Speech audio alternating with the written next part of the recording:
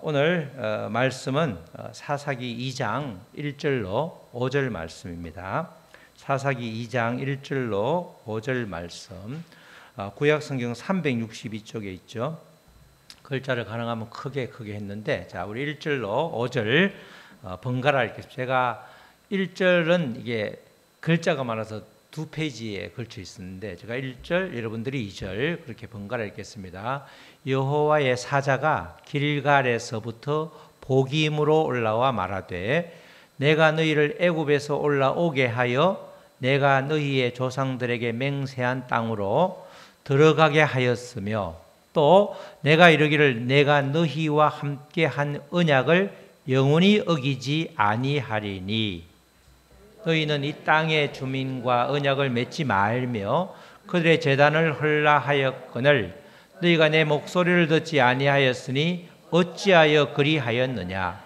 그러므로 내가 또 말하기를 내가 그들을 너희 앞에서 쫓아내지 아니하리니 그들이 너희 옆구리에 가시가 될 것이며 그들의 신들이 너희에게 올무가 되리라 하였노라.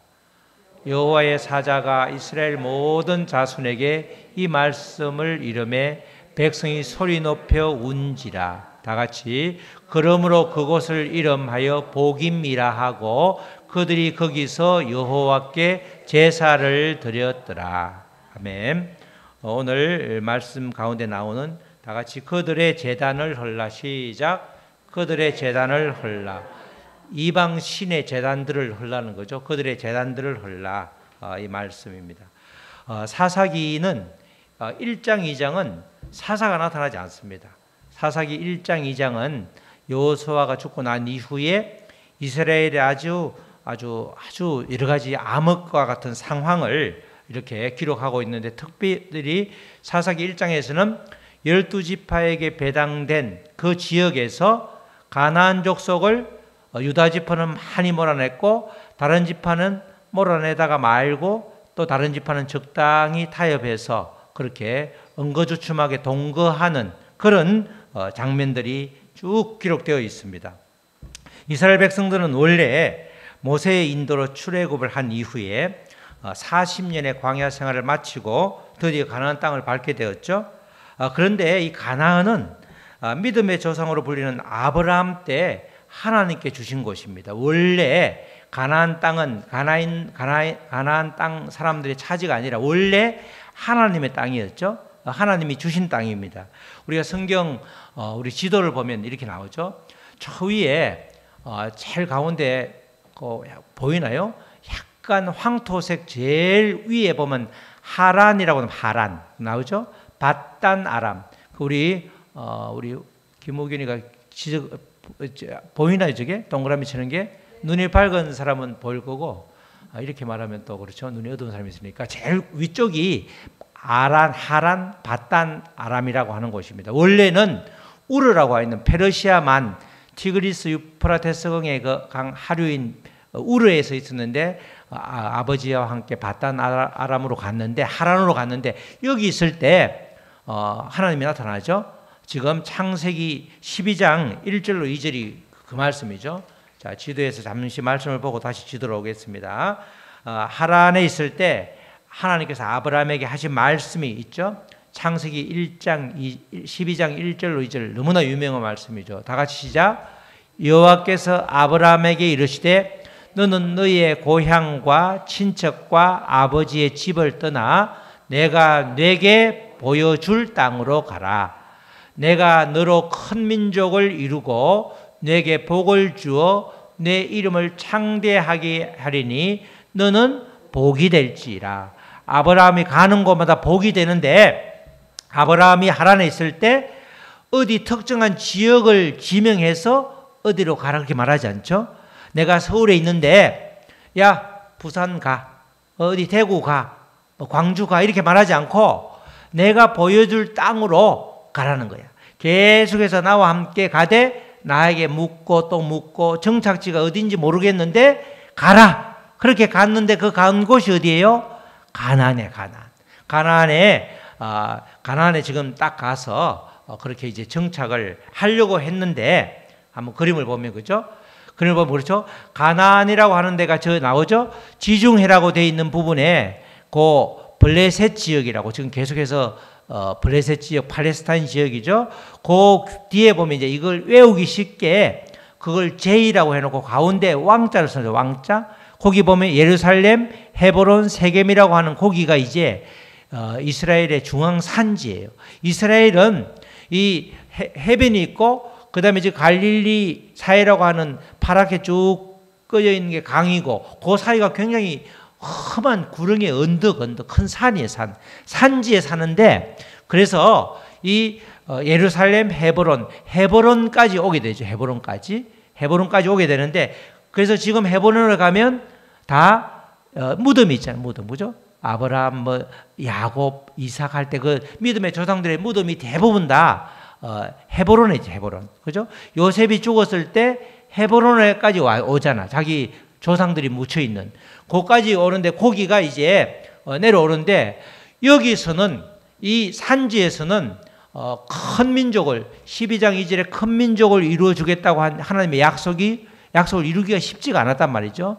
이 당시에 이제 아브라함 다음에 야곱이 나오고 그다음 이삭이 나오고 야곱이 나오죠. 야곱의 다른 이름이 뭐예요? 이스라엘이잖아. 야곱의 다른 이름이 이스라엘인데 이스라엘은 야곱은 12명의 아들들이 있는데 그걸 12지파라고 그러잖아요. 그 12지파가 12명의 아들과 며느리 포함해서 이 미리 가 있던 애굽에 가 있던 요셉 빼고 요셉을 포함해서 전부 이 야곱의 이스라엘의 자손들이 손주까지 다 합쳐서 딱 그때가 70명이었을 때 엄청나게 근동의 기근이 들어서 다 굶어 죽게 생겼기 때문에 그러면 하나님께서 큰 민족을 이루어 주겠다는 그 약속을 못 지키게 되니까 그때 70명을 어디로 보냈죠? 요셉이 총리로 있어서 곡식을 잘 보관하고 있던 애굽으로 간 거예요. 애굽으로 영원히 갔어요? 잠시 갔어요? 잠시 간 거야. 근데 잠시가 몇 년이야? 400년이 지난 거야. 1대 2대 우리가 1세대 2세대 할 때는 한 세대 그럴 때는 우리가 30년을 말하는데 1대 2대는 100년인데 4대가 지났잖아요. 몇 년? 400년이 지나게 돼요. 400년이. 그렇게 400년이 지나게 돼서 애굽으로 오게 되는데 그 말씀이 이제 창세기 15장 12절로 21절에 그 말씀이 나와 있습니다. 그냥 이렇게 애굽으로 갔는데 잠시 갔기 때문에 우리에게는 하나님께서는 잠시지만 우리에게는 굉장히 긴 시간이었는데 가나안은 원래 주신 땅이고 애굽은 잠시 가 있는 땅이기 때문에 가나안으로 돌아오는 게 반드시 돌아오게 되는데 언제 돌아오는지 아무도 몰랐잖아요. 그 말씀을 출애굽이 시작되기 전에 애굽에 나오기 한참 전인 아브라함 때 이미 하나님께서 약속으로 주셨단 말이죠. 그 말씀이 창세기 15장에 나와 있죠. 해질 때에 아브라함에게 깊은 잠이 임하고 큰 허감과 두려움이 그에게 임하였더니 아브라함이 뭐하고 있어요? 깊은 잠을 자고 있는 거야. 지금 하나님과 계약을 맺는데 아브라함은 자고 있고 하나님이 계약을 하셨기 때문에 일방적인 계약이죠. 둘이가 있는 계약을 쌍무계약이라고 그러는데 이 쌍무계약이 아니고 한 편만 있는 걸 편무계약이라고 그래. 그래서 하나님과 주신 계약은 하나님이 어기지 않으면 깨질 수 없는 그런 계약이 된다는 뜻이죠. 자, 그래서 여호와께서 아브라함에게 이르시되 지금 꿈에 있는 거죠. 잠을 자고 있는데 너는 반드시 알라. 꿈을 생생하게 기억하는 거죠. 내 자손이 이방에서 계기돼요. 이방에서 계기된단 말은 뭐예요? 언젠가 애굽으로 간다는 뜻이죠. 그들을 섬기겠고 그들은 400년 동안 내 자손을 괴롭히리니 400년 동안 애굽에서 종살이를 한다는 거예요. 그들이 섬기는 나라를 내가 징벌할지며 10가지 재앙으로 징벌을 하죠. 그 후에 내 자손이 큰 재물을 이끌고 나오리라. 출애굽기 보면 마지막에 10가지 재앙, 마지막 장자의 죽음이 있을 때에 애굽 사람들이 뭐라고 그래요? 있는 은금패물 다 줄 테니까 무조건 나가달라. 그래서 그들이 수레에 은금패물을 잔뜩 싣고 오잖아. 그걸로 뭘 만들어 나중에? 금송아지를 만들잖아요. 금송아지를 그네들이 광야에서 어떻게 캤겠냐고 전부 다 싣고 왔잖아. 마침 고센 땅에 있던 거기에 국고성 나라의 보물을 쌓아놓는 창고가 있어서 창고 다 열어주면서 다 가져가라. 우리 필요 없으니까 이제는 이제는 무조건 가라. 이렇게 해서 큰 재물을 이끌고 나오리라. 미리 예언을 했죠. 너는 장수하다가 평안히 조상에게로 돌아가 장사될 것이요. 아브라함의 100세의 아들을 놓고 한참 있다 죽잖아요. 그리고 내 자손은 4대 만에, 4대가 이때가 뭐예요? 400년 만에 이 땅에 돌아오겠는데 400년으로 딱 특정한 것이 아니고 이는 뭐예요? 아모리 족속의 제약이 아직 가득 차지 아니함이라 하시다. 이 말은 뭐예요? 아모리 족속의 제약이 가득 찰 때 어디에서? 아모리 족속은 어디에 살아요? 가나안에서. 지금 가나안을 정복하러 갈 때 그 땅은 제약으로 가득 차서 사람과 동물이 관계를 하고 동성 간의 관계를 하고 성적으로 또는 아주 재단이 완전히 그냥 이방신으로 가득 차 있기 때문에 그들과 짝을 할 수 없었기 때문에 하나님 뭐래요? 진멸하라고 그래요. 무지막지하게 진멸해라. 그게 사람을 학대하고 막 완전히 싹쓸이를 하라는 게 아니고 하나님과 함께 할 수 없는 죄악 때문에 그들을 남겨놓으면 그들이 신들에게 신을 섬기고 오염되게 뻔하니까 하나님의 사람을 너무 사랑하니까 진멸하라 그래요. 진멸하라. 이게 아모리 족속의 죄악이 가득 찰 때에 애굽을 나오게 되는데 그 아모리 족속이 바로 가나안 땅에 있던 한 족속이라는 거예요. 그러니까 지금 400년 실제로는 430년 만에 나온단 말이죠. 왜 400년에 안 나오지? 아직도 가나안에 죄악이 가득 차지 이제 조금 남았는데 거기 꽉 찼을 때 그렇게 나오게 된다. 아모리 족속의 죄악이 아직 가득 차지 아니함이라. 가득 찰 때 내보내주겠다 그 약속을 한 거죠. 17절에 해가 져서 어두울 때에 연기 나는 화로가 보이며 타는 횃불이 쪼갠 고기 사이로 지나가더라. 이때 뭐라고 그랬어요? 원래 송아지를 딱 반으로 갈라놓은 다음에 양쪽으로 딱 잡고 있고 거기 횃불을 잡고 계약한 두 사람이 올라가는 거예요. 이렇게 한 사람이라도 어기면 이 송아지처럼 두 개로 갈라진다. 죽임을 당한다. 약속 끝까지 지키라. 이렇게 하는데 지금 그 사이로 가는 분은 하나님밖에 없는 거죠. 쪼갠 사이로 지나더라. 자, 18절. 그날에 여호와께서 아브라함과 더불어 언약을 세워 이르되 아브라함은 자고 있는 아브라함과 언약을 세운단 말은 하나님께서 일방적으로 세운 언약이죠. 내가 이 땅을 애굽 강에서부터 큰 강 유브라데까지 내 자손에게 주노니 그 다음에 19절 곧 겐 족속과 이게 누구죠? 이 사람들이 전부 다 가나안의 7 족속들이에요. 겐 족속, 그니스 족속, 감몬 족속, 헷 족속, 브리스 족속, 르바 족속, 아모리 족속, 가나안 족속, 기르가스 족속, 여부스 족속.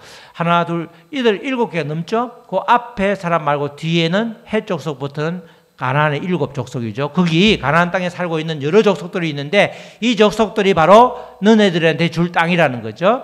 이렇게 가나안의 7 족속들 7 땅을 이미 창세기 15장에 하나님께서 주시겠다고 약속을 한 땅이죠. 그러니까 오래전부터 하나님께서 이 아브라함의 후손들인 이스라엘 백성들을 위하여 가나안을 준비시켜 놓았다. 이렇게 말할 수 있는 겁니다. 정말 멀쩡하게 살고 있는 가나안들이 하루아침에 날벼락을 맞은 것이 아니라 그들의 죄악 때문에 죄악이 꽉 차서 말이 사람이 사는 곳이지 거기는 짐승들이 사는 거나 다름이 없다. 이렇게 볼 수 있을 정도로 그렇게 아주 죄악이 가득 찬 땅이었던 거죠. 도저히 볼 수 없었기 때문에 이스라엘 백성들을 애굽에서 꺼내서 그쪽으로 보내면서 완전히 깨끗하게 청산을 할 때에 하나님께서 다시금 그들에게 회복시켜 준다는 거죠. 이스라엘 백성들이 가나안에 들어왔을 때 너무나 그리고 죄악이 가득 찼기 때문에 그걸 한두 개 여러 가지 타협해서 적당하게 좋은 게 좋은 거다고 해서 타협해서 남겨두면 그게 마치 누룩과 같아서 전부 다 오염이 되는 거죠. 결국은 이 죄의 세력들을 진멸하지 않고 적당하게 타협한 결과 이 이스라엘 백성들은 두고 엄청난 고통을 받게 되죠. 사실 그 영향이 지금 오늘에까지 이를 정도로 굉장히 그 뿌리가 깊다고 볼 수가 있는 것입니다. 원래 가나안 땅에 처음 들어갈 때 어디를 들어갔죠? 길갈에서 여리고로 들어가죠. 여리고죠. 여리고에 들어가면 여리고 성을 가보니까 거기서 안내하시는 이제 이 안내자가 그러시더라고.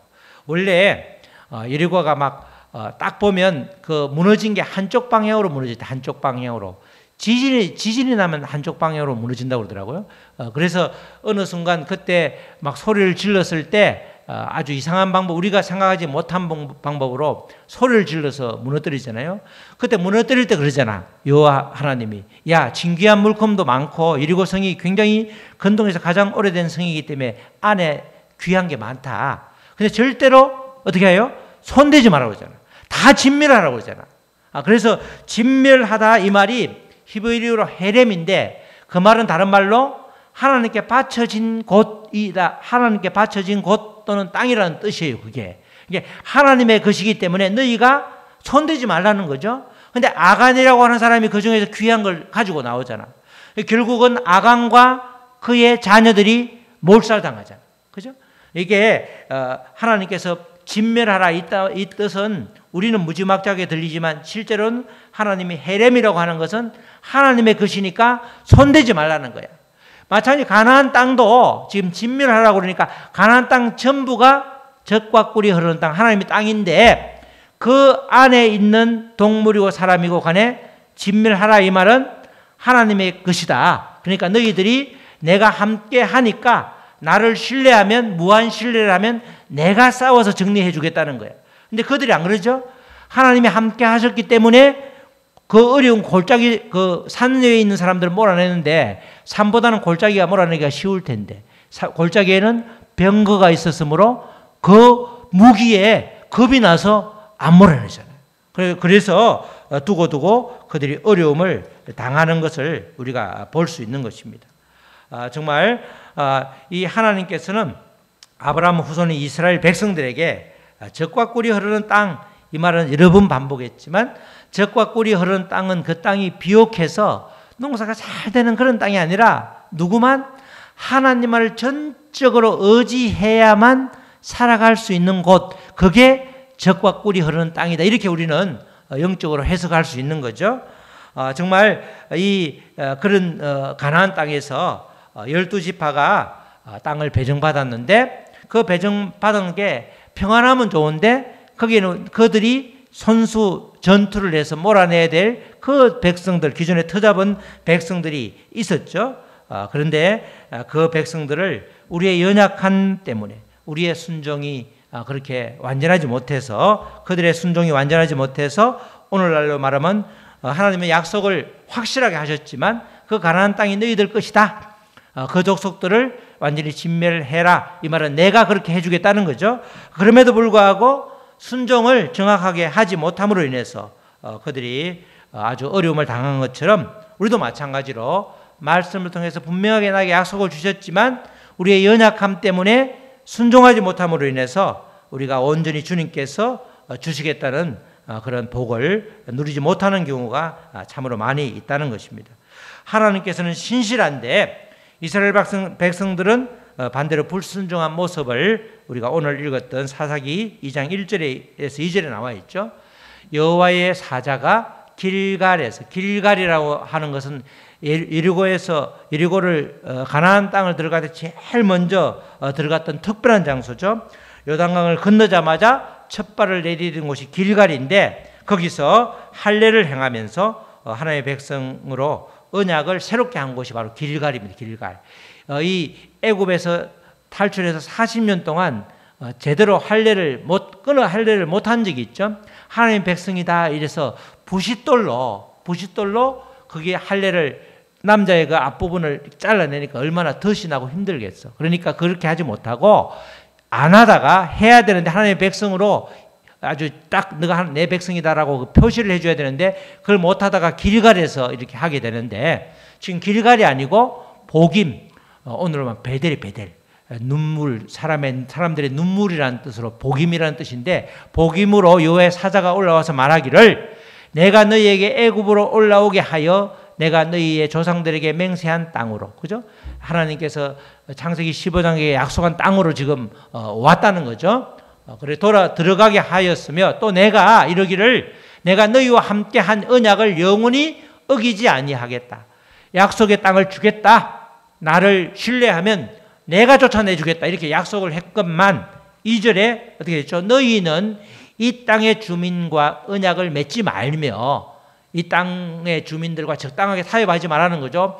죄와 적당하게 타협하지 말라는 거예요. 세상 살다 보면 뭐 그렇지 뭐 적당하게 그렇게 하지 말라고 했다는 거죠.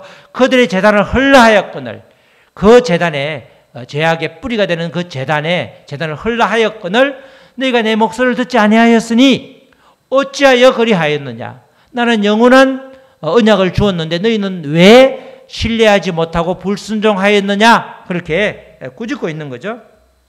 바로 이렇게 꾸짖고 있을 때에 정말 이 여호와의 사자는 1절에서 특별하게 하나님의 신실하심을 정확하게 선포하고 있는 겁니다. 하나님의 약속을 지키고 계셨다는 거죠. 노예에 있던 그들을 해방시켜 주셨고 광야에서 그들을 지키셨으며 마침내 약속의 땅을 주셨다. 그러니까 영원한 언약을 맺었고 어기지 않았다는 것을 다시 한번 하나님은 강조를 하고 있는데, 문제는 하나님께 있었던 것이 아니라 늘 이스라엘 백성에게 있었죠. 이스라엘 백성들이 2절에서 말하는 것처럼 언약을 맺지 말라 했는데 언약을 맺었고 제단을 헐라 했는데 헐지 않았고, 그래서 결국은 이 불순종했다는 것을 볼 수가 있는 겁니다. 이 가나안의 우상 숭배 문화와 완전히 단절해라. 그들과 타협하는 순간 이 이스라엘의 백성들의 신앙이 빈질되기 때문에, 그것을 알았기 때문에 그래서 그렇게 명령을 했는데, 불순종함으로 인해서 이제 그들에게 엄청난 어려움이 다가오고 있는 겁니다.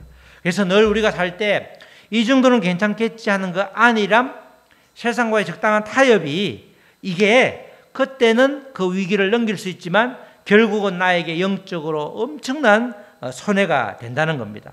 세상의 가치관과 죄의 습관들이 우리 속에 남아있으면 온전히 하나님의 능력이 나타날 수가 없는 거죠. 내가 하나님의 능력을 받고 싶다. 하나님의 말씀대로 내 삶에서 그 말씀이 이루어지고 싶다. 그런데 왜 나는 안 되지? 안 되지? 이렇게 우리가 물을 때가 많은데 바로 답을 여기서 찾을 수 있는 거예요. 나에게 있는 그런 죄의 습관들, 세상의 가치관들이 나에게 여전히 남아있기 때문에, 소위 말해서 가나안의 재단에 그 남겨진 것들이 나에게 있기 때문에 하나님의 능력이 임하기가 힘들다는 겁니다. 이스라엘의 불순종한 결과 결국 그 불순종이 나에게 가시와 올무로 다가오죠. 사사기 2장 3절 말씀이죠. 그러므로 내가 또 말하기를 내가 그들을 너희 앞에서 쫓아내지 아니하리니, 너희가 적당히 타협했는데 너희가 그렇게 마음을 변질된 마음, 순종하지 못하는 마음이 있는데 내가 그러면 나는 가만히 있겠다 이거죠. 하나님이 쫓아내지 않겠다. 그들이 너희 옆구리에 가시가 될 것이며, 옆구리에 가시가 찔려. 우리가 손톱 밑에 가시만 들어가도 얼마나 그게 어떨 때는 아주 아리고 아주 뻘겋게 달아오르고 때로는 고름이 생기고 얼마나 아픈데, 그죠? 옆구리에 가시가 될 것이며 그들의 신들이 너희에게 올무가 되리라. 하나님께서 복을 주시려고 하는 모든 통로를 막아버린다는 거죠. 올무가 되리라 하였노라. 이렇게 하나님은 이스라엘 불순종에 대한 그 대가, 주어지는 대가를 분명하게 선포하고 있습니다. 가시와 올무가 된다, 이렇게 말하는 거죠. 축복의 통로가 되어야 될 그 관계들이 불순종함으로 인해서 고통의 원인이 되고 있는 그런 장면을 보여주고 있습니다. 실제로 사사기 전체의 역사는 이 말씀이 어떻게 성취되는가를 다 보여주죠. 3장부터 이어지는 12명의 사사들이 나오는데 전부가 다 이 이스라엘에 남겨둔 가나안의 우상들을 섬김으로 인해서 하나님의 진노로 그들이 이방의 압제를 받게 되고, 또 고통 속에 하나님께 부르짖으면 사사를 보내서 구원해 주시지만 또 평안이 찾아오면 다시 우상을 섬기는 죄의 악순환이 반복되는데, 그걸 미리 이미 그걸 무려 12번이나 반복해 주는 거예요. 12번, 7번이 다 완전수죠. 어마어마하게 그 제단을, 남겨진 우상의 제단 때문에 우리가 고통을 받고 산다. 평생 동안 그것을 떨쳐버리지 않으면, 제하지 않으면 무시무시한 그런 말씀이 사사기 말씀이죠. 우리가 사사기는 설교를 할 때 주로 뭐죠? 기도원하고 삼손 이야기하면서 순종하는 기도원의 300용사, 그리고 말 안 듣던 삼손의 마지막 결론, 이렇게 예화로만 약간 들지 그 내용을 가지고 설교하는 것은 좀 부담스러워서 안 하는 경우가 많죠. 근데 왜냐하면 그 사사기의 모습들이 다 우리의 모습이기 때문에 우리의 모습을 적나라하게 드러내야지 치료가 되는데 적당히 덮어버리면 좋은 게 좋은 거라고 생각하기 때문에 오히려 근본적인 치유가 안 될 때가 있습니다. 우리는 사사기 말씀을 통해서 그게 그거인 것 같지만 12명의 사사를 전부는 안 하겠지만 그 과정에서 정말 나에게 남겨준 그 우상의 잔재들, 그리고 불신앙의 잔재들, 그리고 악한 아주 이 재단들, 그 재단의 뿌리로 인해서, 그 잔재로 인해서 내가 오늘까지 고통을 받고 있구나. 내가 고통받고 있는 그 원인을 따져가면 바로 이런 우상의 재단들, 가난의 잔재가 나에게 남아있기 때문이다. 그걸 우리에게 원인을 찾아야 되는 겁니다. 우리의 삶에서 끊어내지 못한 죄의 고리, 또 타협하며 남겨둔 세상의 가치관들이 바로 우리의 옆구리에 가시어 우리를 넘어뜨리는 올무가 된다는 것입니다. 처음에는 사소해 보였던 그 타협이 우리의 영혼을 갉아먹고 결국은 하나님과의 관계를 무너뜨리는 치명적인 덫이 되는 것입니다. 여호와의 사자가 이 전한 경고의 말씀을 듣고 이제 이스라엘 백성들이 반응을 하죠. 사사기 2장 4절로 5절이죠. 4절로 5절 우리 다 같이 4절 시작. 여호와의 사자가 이스라엘 모든 자손에게 이 말씀을 이르매 백성이 소리 높여 운지라. 그래서 그러므로 그곳을 이름하여 백성이 울었다 해서 복임이라 하고 그들이 거기서 여호와의 제사를 드렸더라. 이렇게 말하죠. 여호와의 사자가 책망을 하니까 그 당시에는 소리 높여 울어서 우는 자들이라는 뜻의 복임이라는 이름까지 받았는데 안타깝게도 이걸로 끝이 나야 되잖아요. 정말 울어서 진정한 회개를 했으면 돌이켜서 삶이 변화가 돼야 되는데 참 안 됐지만 이때만 울은 거예요. 이때만. 그러니까 이 울음이 삶의 변화로 이어지지 않은 회개의 눈물이 아니라 어찌 보면 여전히 삶의 자리에는 우상에 남겨진 우상들로 인해서 그걸 잠시 피해 가려는, 잠시 그 어려움을 좀 면하게 하려는 울음이기 때문에 어찌 보면 이 울음은 진정한 회개의 눈물이 아니라 단순한 후회의 눈물이다. 결국 그 이후의 삶이 변화되지 않았죠. 변화되지 않아서 12명의 사사가 계속해서 문을 두드리잖아. 나의 인생에 계속 어려움이 찾아오고 또 회개, 또 하나님께 부르짖으니까 아이고 불쌍한 내 새끼 그러면서 또 살려주고 또 다 어려움이 가시니까 언제 그랬나는 듯이 다시 우상을 섬기고 그 짓을 12번에 걸쳐서 이 내용이 나올 정도로 우리가 그런 사람이라는 거죠. 우리가 눈물을 흘리잖아. 때로는 예배 시간에, 때로는 기도회에 뜨겁게 눈물을 흘리지만 예배당을 나가는 순간 우리의 삶이 변화되지 않았다. 그렇게 말하면, 그렇게 우리를 진단하면 우리는 여전히 진정한 회개에 그치지 않았다. 삶의 방향을 바꾸는 결단과 행동이 이어져야 되는데 그렇지 못한 나의 모습을 우리가 대면해야 된다는 것입니다. 내 삶에 남겨두었던 우상의 재난들을 과감히 헐어버리는 순종이 따를 때에 우리에게는 주님이 주시는 복을, 놀라운 복을 다 누릴 수 있다는 겁니다. 사랑하는 성도 여러분, 오늘 이스라엘의 모습은 바로 우리의 모습일 수 있습니다. 우리는 하나님의 신실한 사랑과 약속 안에서 살면서도 세상과 타협하며 죄의 습관들을 삶에 남겨둘 때가 많이 있습니다. 그리고 그 죄가 올무가 되어서 우리를 넘어뜨릴 때에 우리는 복임에서 후회의 눈물을 흘리고 하지만 하나님은 복임에 머물러 있기를 원하지 않죠. 하나님은 후회의 눈물을 넘어서 진정한 회개의 삶을 통해서 회개를 통해서 삶이 변화되기를 원하는 것입니다. 그렇다면 그것이 어떻게 할 때 가능할까? 우리의 노력만으로 죄의 악순환을 끊을 수 있으면 좋은데 그렇지 않죠? 그래서 우리는 복임을 넘어서 복임에 머물러 있으면 안 되고 후회의 눈물을 흘리는데 거기 머물러 있으면 안 되고 우리는 갈보리 십자가로 가야 되는 것이죠. 복임에서 말씀하셨던 여호와의 사자, 바로 우리를 위해 이 땅에서 오신 예수 그리스도를 바라볼 때에 우리는 모든 불순종과 죄악을 우리는 십자가에서 다 내려놓을 수가 있는 것입니다. 갈보리 십자가 앞에서 우리는 비로소 죄의 비참함을 깨닫고 나를 위해 모든 것을 내어주신 그 사랑에 감격해서 진정한 회개의 눈물을 흘릴 때에 우리는 성령님께서 이제 죄의 종으로 살게 내버려두지 않고 하나님의 자녀로 살아갈 수 있는 힘과 능력을 주시는 겁니다. 우리 자체로는 힘과 능력이 아무것도 없죠. 내 안에 계신 성령님께서 정말 우리가 진정한 회개의 눈물을 흘릴 때 삶의 방향을 바꿔주면서 성령께서 능력과 힘을 주시기 때문에 날마다 우리는 새 힘을 받고 사는 것입니다.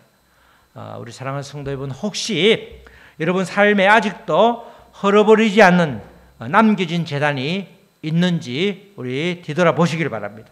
세상과 타협함으로 인해서 옆구리의 과시와 같은 고통을 겪고 있지는 않는지 우리를 냉정하게 들춰봐야 되는 것입니다. 오늘 복음의 눈물이 아니라 갈보리 십자가 앞에서 회개의 눈물을 흘리면서 주님께 돌아가시기를 주님의 이름으로 축원합니다. 죄의 약속을 모두 끊어버리고 하나님의 변치 않는 약속 안에서 참된 평안과 축복을 누리면서 살아가는 저와 여러분 되시기를 주님의 이름으로 축원합니다. 아멘. 우리 찬양하시고 말씀 붙들고 기도하시겠습니다. 하나님, 우리 이 시간 정말 우리 안에 여전히 헐어버리지 않은 그 가나안에 남겨진 재단은 있지는 않은지, 또 적당히 죄와 타협함으로 인해서 우리가 편하게 살기로 마음 먹었다면 아버지, 그것이 결국은 나에게 내 옆구리에 가시와 얼음으로 다가오게 됨을 말씀을 우리가 받았는데, 아버지, 그런 모든 주님과 짝할 수 없는 모습들 주님 제하여 주시옵소서. 그들의 재단을 모두 헐어버리고 정말 주님이 주시는 복을 마음껏 이 땅에서 누리는 천국과 같은 천국의 삶이 이 땅에서 펼쳐질 수 있도록 주님 도와주시옵소서. 우리 다 같이 소리내어서 기도하겠습니다. 하나님 아버지, 감사합니다. 아버지, 가나안은 정말 젖과 꿀이 흐르는 땅, 하나님이 주인 되는 땅이었습니다. 그러나 지금 그 땅을 정복함으로 함에 있어서 그들은 아버지 적당히 아버지 그들을 몰아내지 않고 그들과 동거하면서 힘들고 어려운 일을 아버지 마다하면서 아버지 주님의 의지한 것이 아니라 자기 힘과 능력과 노력으로 살아가려는 그런 아버지 인간적인 모습을 보여임으로 인해서 결국은 그것이 두고두고 화근이 되어서 주 아버지 옆구리에 가시가 되었고, 또 아버지 그들을 올가매는 올무가 되었습니다. 아버지, 죄는 이런 것입니다. 적당히 타협할 대상이 아니라 철저하게 진멸해야 될 것은 진멸하라고 말씀하신 것처럼 우리도 아버지 우상의 재단을 완전히 헐어버리고 아버지 복음에서의 눈물에 그치는 것이 아니라 갈보리에서의 눈물, 정말 아버지 회개의 눈물을 온전히 흘림으로 인해서 삶이 변화될 수 있도록 도와주시옵소서. 아버지, 우상의 모든 재단을 아버지 떨쳐버리고 아버지 회개함을 통해서 주님과 온전히 짝하는 주님의 자녀로 날마다 성령께서 주시는 새 힘을 받고 살아갈 수 있도록 우리를 인도하여 주시옵소서. 감사하며 예수님의 이름으로 기도드렸습니다. 아멘.